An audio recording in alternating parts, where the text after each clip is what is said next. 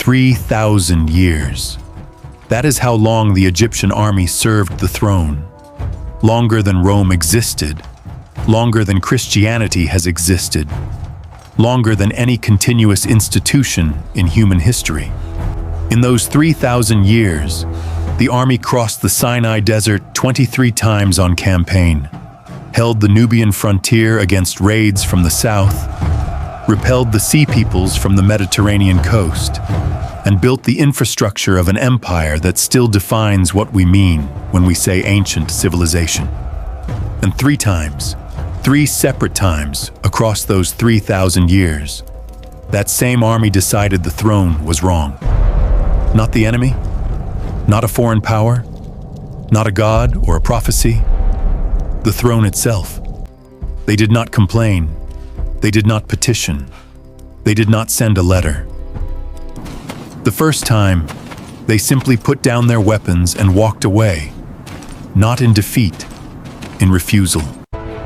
Every account of ancient Egypt you have ever read describes the army as the extension of the pharaoh's will, loyal, obedient, instrument of divine order made flesh and bronze.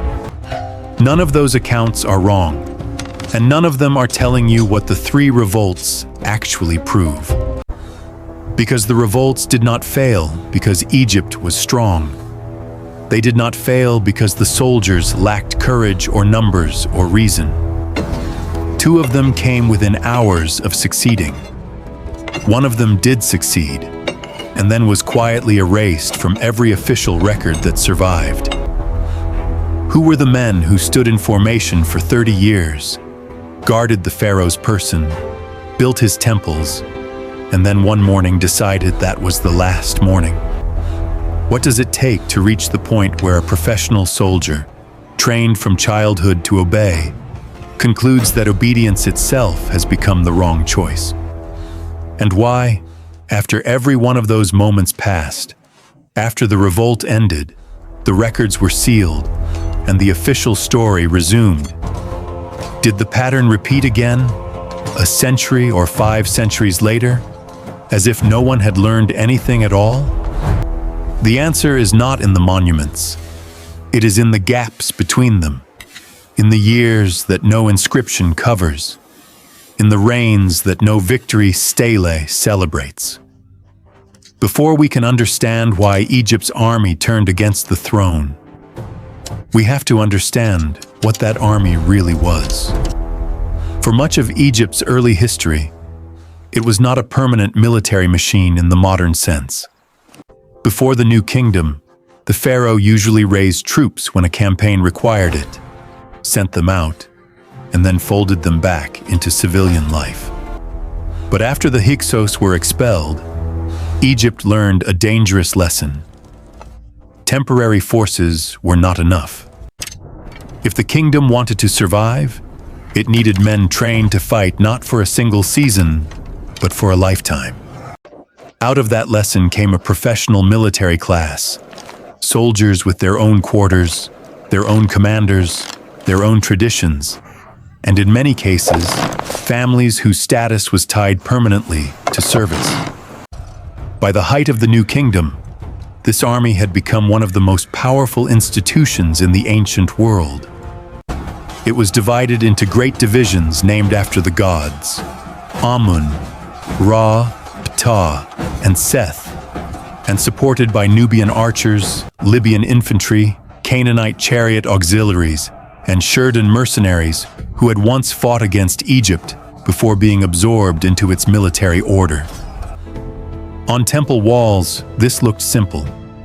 The pharaoh stood above all men, larger than life, divine, untouchable. His soldiers marched beneath him as extensions of his will. But outside the carvings, everyone understood the truth.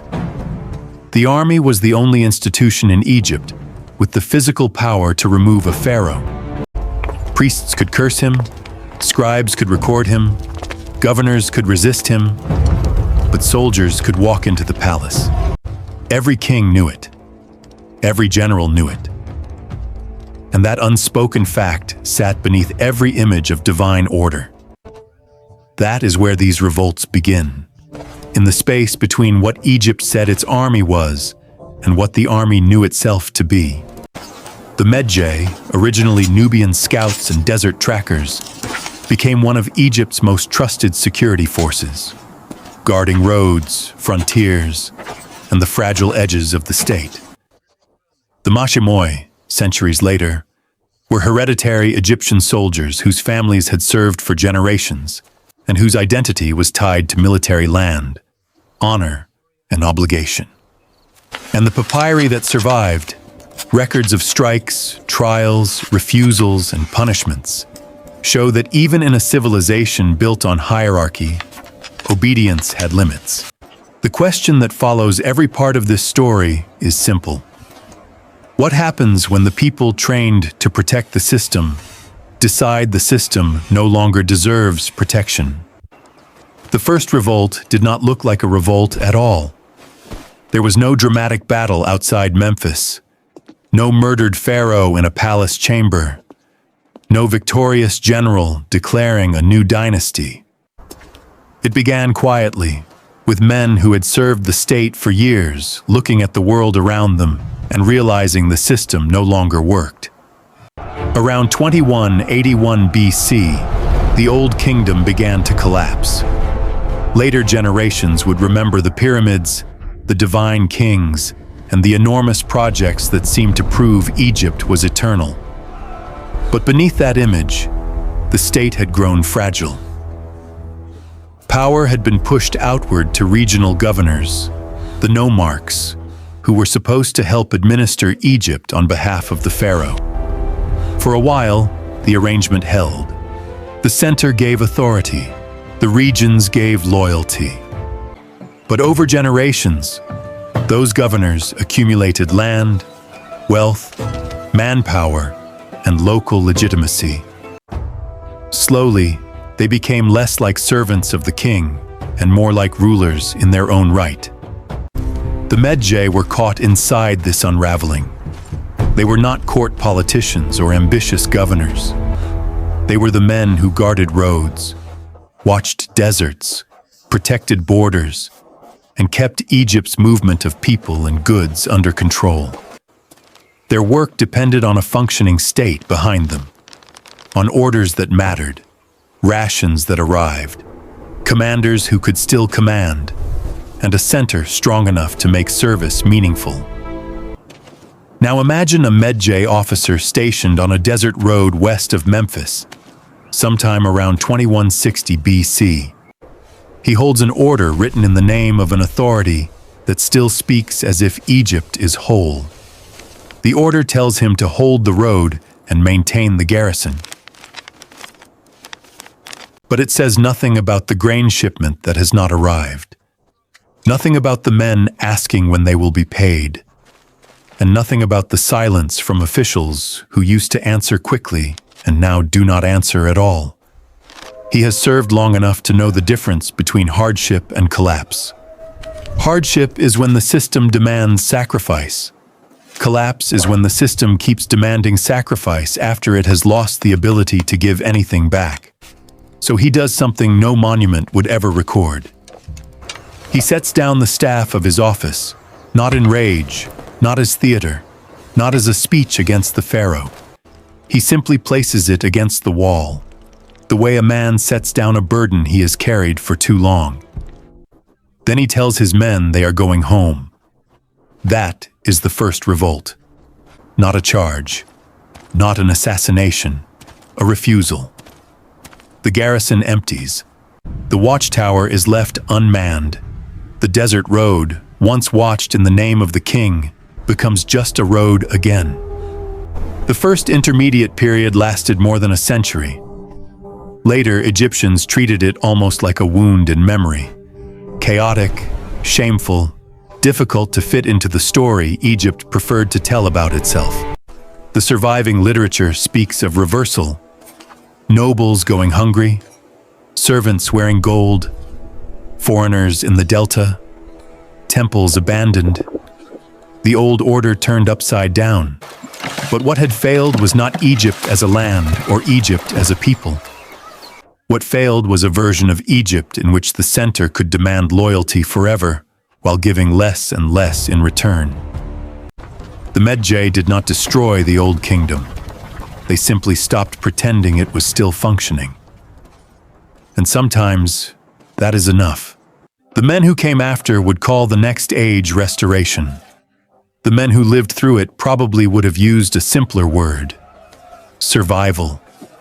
The second revolt was different. It did not happen in the silence of a collapsing age. It happened in a kingdom that had already rebuilt itself and returned to the game of power. By 570 BC, Egypt was ruled by the Scythe dynasty. After centuries of foreign pressure, Libyan influence, Kushite rule, Assyrian invasion, and political fragmentation, the Scythe pharaohs restored order, but they did it with a policy that planted a dangerous seed inside their own army. They hired Greeks. At first, this made sense. Greek hoplites were among the most effective infantry in the Mediterranean. They were disciplined, heavily armed, and useful in a world where empires competed for survival. But military policy is never just about weapons. It is about status, trust, pay, land, and who is allowed to stand closest to the king. For the Egyptian machimoi, the hereditary warrior class, the rise of Greek mercenaries became a humiliation that grew year after year. Their fathers had served, their grandfathers had served, their families had held military land in exchange for defending Egypt. But now foreign soldiers were being rewarded, settled in the delta, and trusted with operations that native Egyptian troops believed should have belonged to them. The breaking point came under Pharaoh Apries. After an Egyptian campaign in Libya went badly, Apries sent Greek mercenaries to handle the situation. To the court, this may have looked practical.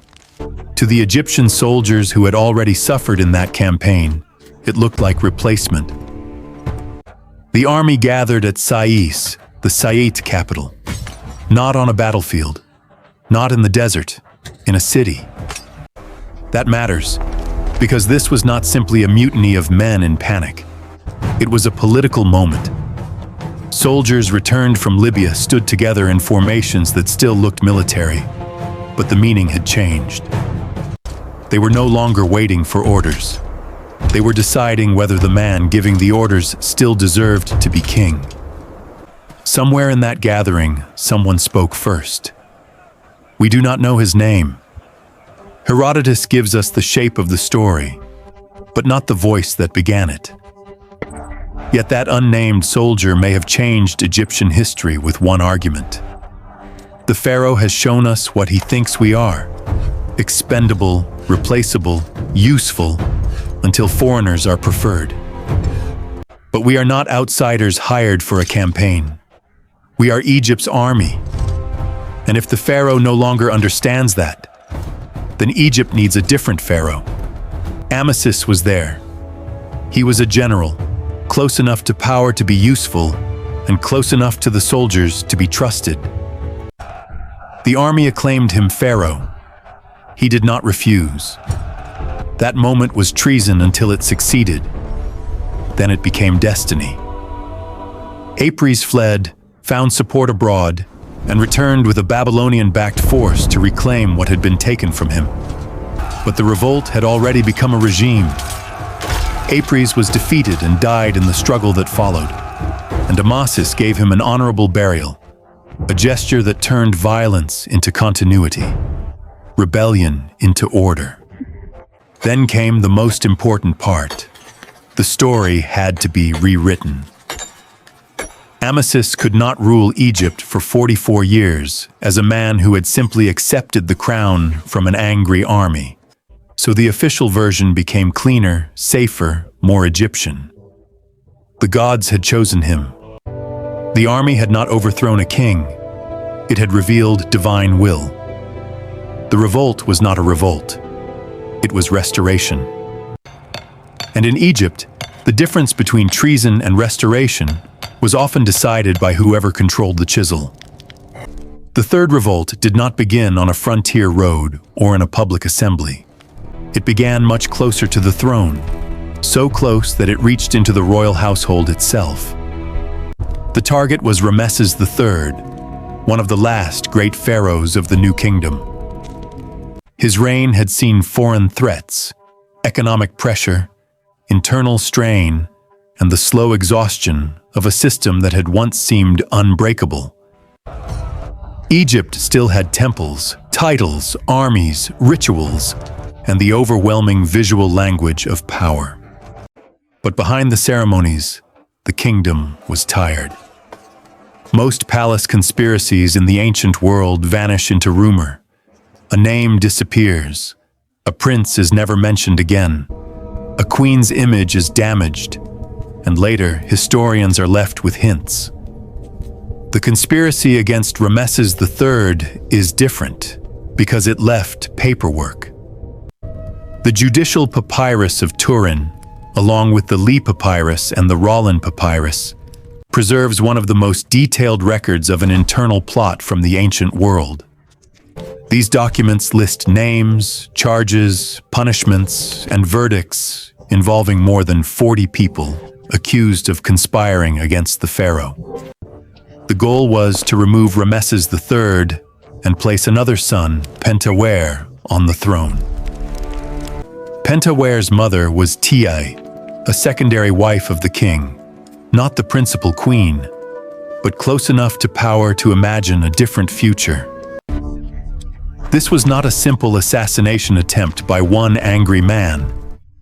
It involved people from the royal harem, palace officials, military officers, administrators, and possibly even members of the judiciary itself. The plot did not come from outside the system. It came from people who knew the system well enough to attack it at its joints. The plan appears to have had several moving parts. Inside the palace, the conspirators would strike when the king's movements were predictable, likely during a religious festival. Outside the palace, there may have been an attempt to stir unrest in the south through military and provincial contacts. Around all of it was the question of legitimacy. If Ramesses died, Pentawer had to be presented not as the beneficiary of murder, but as the rightful new king before opposition could organize. Whoever designed this understood something crucial. To remove a pharaoh, killing him was not enough.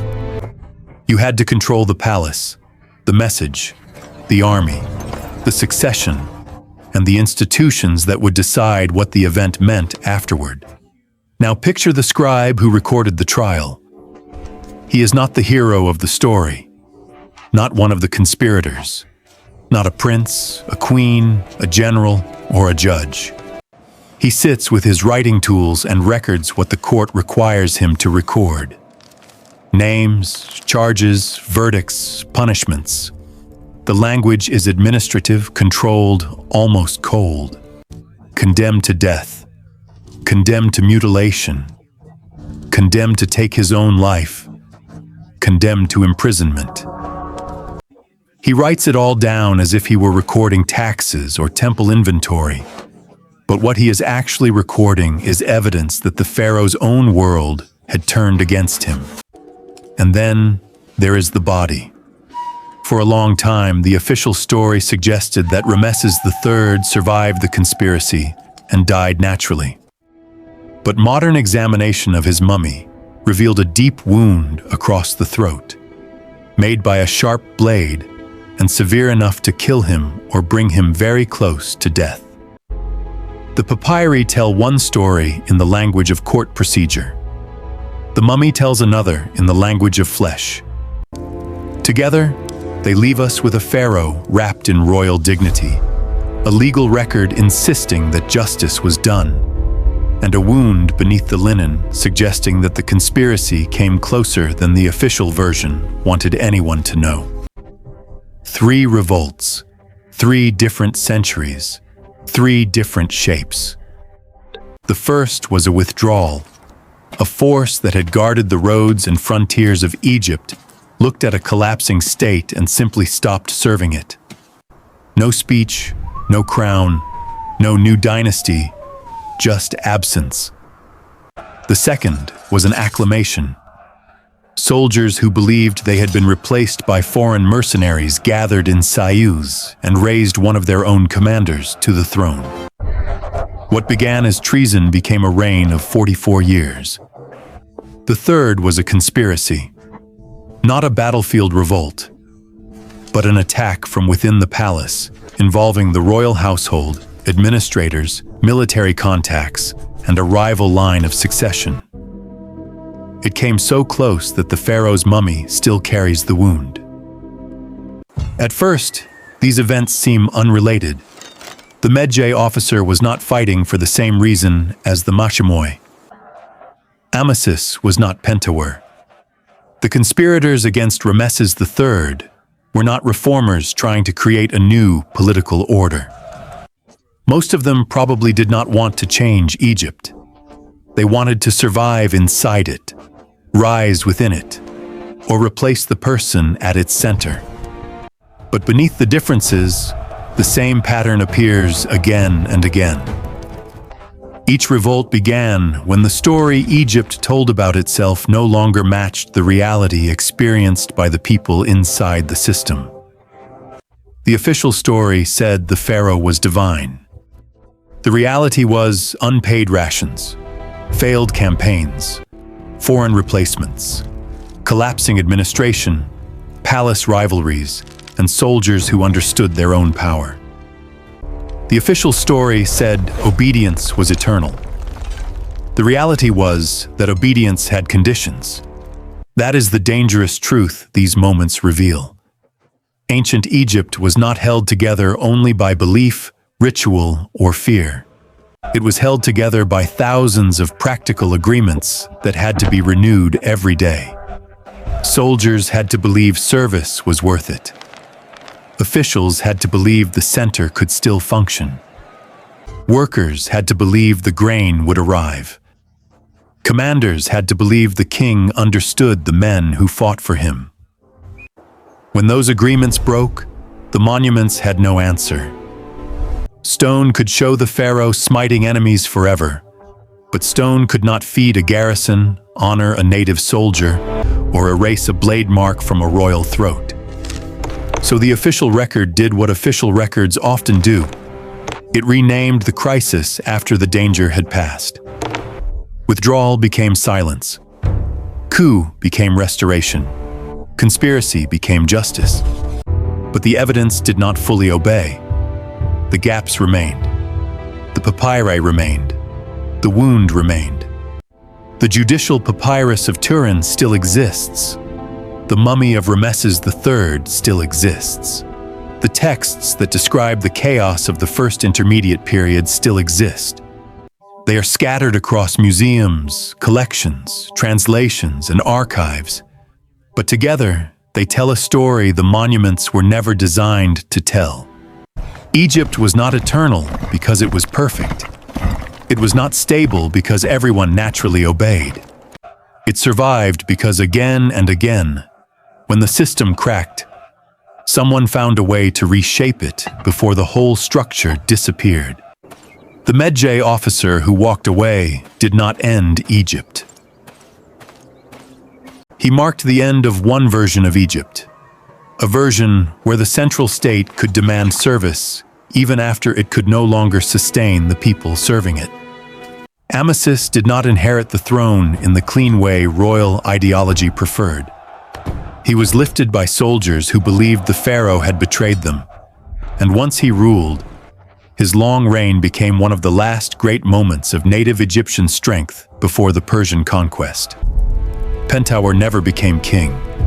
The conspiracy that tried to place him on the throne failed, or half-failed, or succeeded only in killing the man it meant to replace. His body was found in a strange and degraded burial, remembered not as a prince but as unknown man E. That is the strange power of this story. Egypt's monuments were built to make kings immortal, yet some of the most revealing evidence comes from things never meant to become monuments at all. A trial papyrus, a damaged body, a silence in the record, a soldier whose name was never written down. The men who built the empire are on the walls. The men who almost ended it are in the gaps. And both made Egypt what it was. So the question is not simply why these revolts happened. The question is why they had to be hidden afterward. Because if Egypt admitted that the army could judge the throne, then the entire image of divine order became more fragile. If soldiers could decide that loyalty had limits, then obedience was no longer cosmic truth. It was a choice. And once obedience becomes a choice, every empire becomes more human than it wants to appear.